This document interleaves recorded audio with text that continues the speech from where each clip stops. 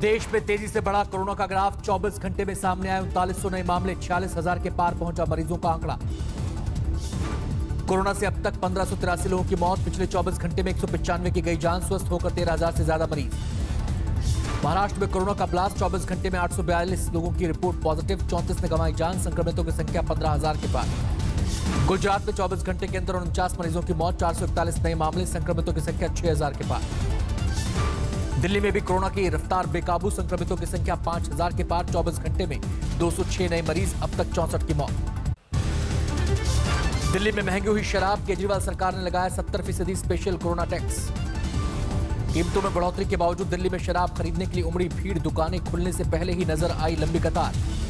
दिल्ली के मयूर विहार में शराब की दुकान के बाहर जोरदार बवाल। बेकाबू भीड़ को काबू में करने के लिए पुलिस ने भांजी लाठियां।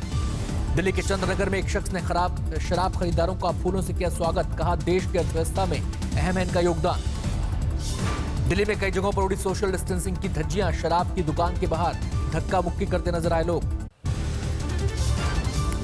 दिल्ली में कुछ जगहों पर सोशल डिस्टेंसिंग का पालन करते नजर आए लोग। 2 गज की दूरी बनाकर खरीदी शराब। गाजियाबाद में भी खुली शराब की दुकानें। कई जगहों पर नजर आई लंबी लाइन, लेकिन लोगों ने किया सोशल डिस्टेंसिंग का पालन। कुदरत के कहर के बावजूद नैनीताल में शराब खरीदने वालों की भीड़। भारी बारिश और ओलावृष्टि के बीच खड़े रहे लोग। हुबली में शराब खरीदारों ने लाइन में लगने के लिए निकाला नायाब तरीका। जूते, चप्पल, हेलमेट, बैग, पानी की बोतल रखकर कतार पर कब्जा। विशाखापट्टनम में शराब की दुकान के बाहर उमड़ा लोगों का हुजूम। करीब 1 किलोमीटर से ज्यादा लंबी कतार। झांसी में शराब की दुकानों के बाहर सुबह से जमे खरीदार। दुकानदारों ने माला पहनाकर किया स्वागत। मुंबई में भी शराब दुकानों पर उमड़ी भारी भीड़। भिवंडी में करीब 2 किलोमीटर लंबी कतार। सार्वजनिक जगहों पर थूकने पर लगेगा जुर्माना। 2 गज दूरी और मास्क को लेकर सख्ती। दुकानों पर 5 से ज्यादा लोगों के इकट्ठा होने पर पाबंदी। निजी दफ्तरों में कर्मचारियों के लिए सोशल डिस्टेंसिंग जरूरी। सरकार ने बड़ी बैठकों को टालने की हिदायत दी। दिल्ली से सामने आई हैरान करने वाली तस्वीर। स्कूल में बने क्वारंटीन सेंटर से फरार हुए प्रवासी मजदूर। क्वारंटीन सेंटर से भागने वाले कई मजदूरों को पुलिस ने दबोचा। दर्ज किया गया मामला। बिहार के कटिहार में भी क्वारंटीन सेंटर से भागे कोरोना के संदिग्ध करीब 22 लोग हुए फरार। महाराष्ट्र में पुलिस वालों पर कोरोना का कहर। एक आईपीएस समेत 457 पुलिसकर्मी संक्रमित। कई अधिकारियों की रिपोर्ट का इंतजार। 7 से 13 मई के बीच विदेशों में फंसे भारतीयों को लाने के लिए 64 फ्लाइट्स ऑपरेट करेगी सरकार। 14,800 लोगों की वापसी होगी। महाराष्ट्र में एक दिन में बिकी करीब 4 लाख लीटर शराब। पहले दिन 11 करोड़ की कमाई। तमिलनाडु के तिरुपुर में शराब की दुकानों पर सोशल डिस्टेंसिंग का पालन करवाने के लिए नया आदेश। छाता लगाकर आने वालों को बेची जाएगी शराब। दिल्ली से सटे नोएडा में नहीं थम रही कोरोना की रफ्तार। 24 घंटे में 13 नए मामले। अब तक 192 संक्रमित। नोएडा पुलिस ने मरकज के 5 जमातियों को किया गिरफ्तार। 1 महीने से एक गांव में बना रखा था आशियाना। दिल्ली से सटे गुरुग्राम में 87 तक पहुंची कोरोना मरीजों की संख्या। 24 घंटे में 3 नए मामले। फरीदाबाद में अब तक 76 लोग वायरस से बीमार। 24 घंटे में 1 नया मामला। 2 मरीजों की मौत। कोरोना संकट में नहीं थम रहा मजदूरों से किराया वसूली का विवाद। अहमदाबाद से लखनऊ पहुंचे लोगों ने किया टिकट खरीदने का खुलासा। अहमदाबाद से 1200 मजदूरों को लेकर जौनपुर पहुंची साबरमती एक्सप्रेस। टिकट के लिए 710 रुपए वसूलने का आरोप। गुजरात से 1200 प्रवासी मजदूरों को लेकर मुजफ्फरपुर पहुंची श्रमिक स्पेशल। कहा 600 रुपए देकर लिया टिकट। रास्ते में ही खत्म हुआ मजदूरों को दानापुर से किशनगंज ले जा रही बस का डीजल घंटों तक करना पड़ा इंतजार। जयपुर के लिए बसों में रवाना किए गए बूंदी में फंसे 594 श्रमिक ट्रेन के जरिए भेजा जाएगा बिहार। अंबाला अमृतसर नेशनल हाईवे पर प्रवासी मजदूरों का रेला। सैकड़ों की तादाद में नंगे पांव कर रहे हैं सफर। पश्चिम बंगाल सरकार ने मजदूरों की वापसी वाली बसों को बैरंग लौटाया।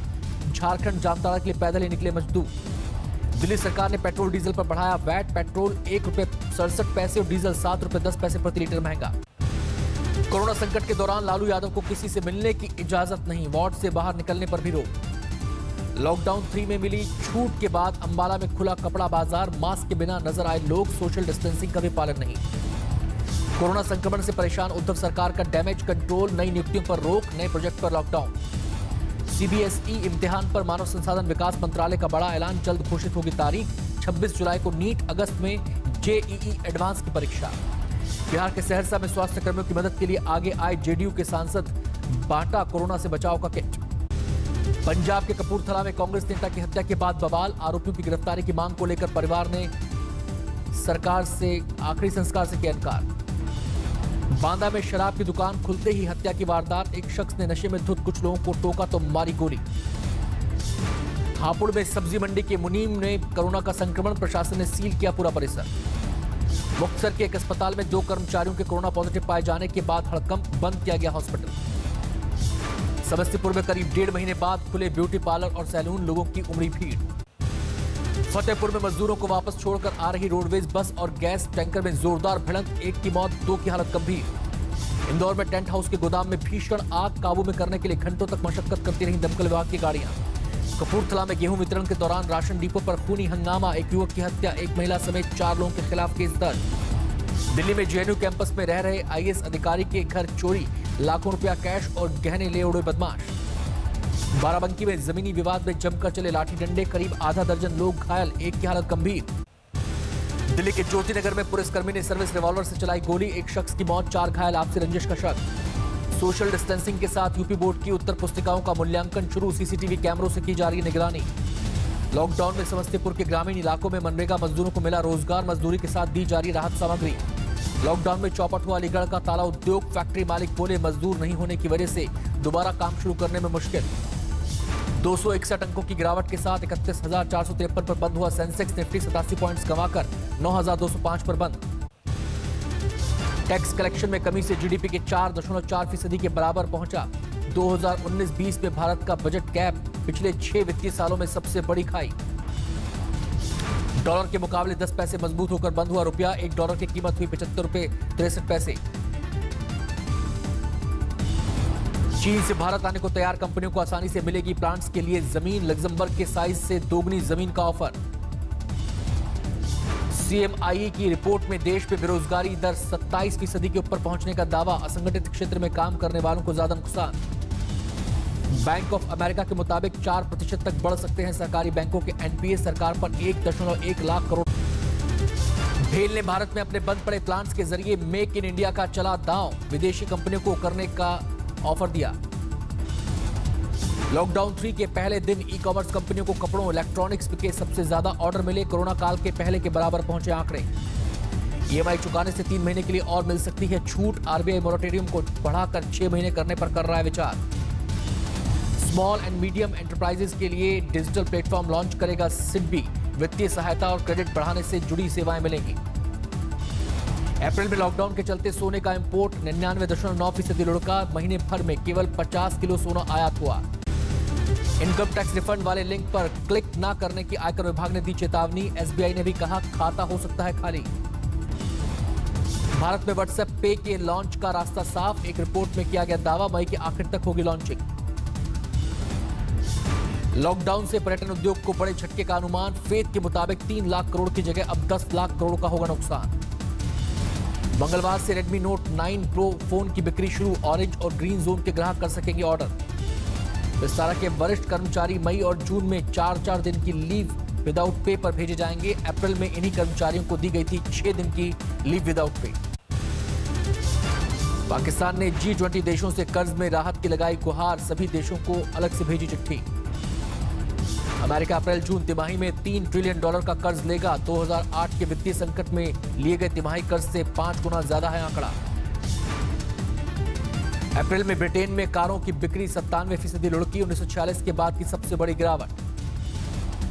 स्टोरेज क्षमता खत्म होने पर भारत जहाजों में स्टोर करेगा कच्चा तेल, 25,000 करोड़ बचाने की उम्मीद। दुनिया भर में जारी है कोरोना वायरस का कहर, 36,64,000 से ज्यादा लोगों में संक्रमण, 2,52,000 से ज्यादा लोगों की मौत। अमेरिका में 12 लाख से ज्यादा लोगों में कोरोना का संक्रमण, करीब 70,000 लोगों की मौत। अमेरिका में हर रोज करीब 1,000 लोगों की जान ले रहा है कोरोना, एक रिपोर्ट के मुताबिक 1 जून तक रोज 3,000 की मौत का अनुमान।